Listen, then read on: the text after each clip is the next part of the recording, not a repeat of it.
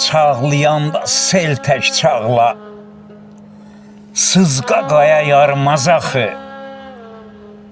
Dərdin olsa dərdliyə de, yad halını sormaz axı.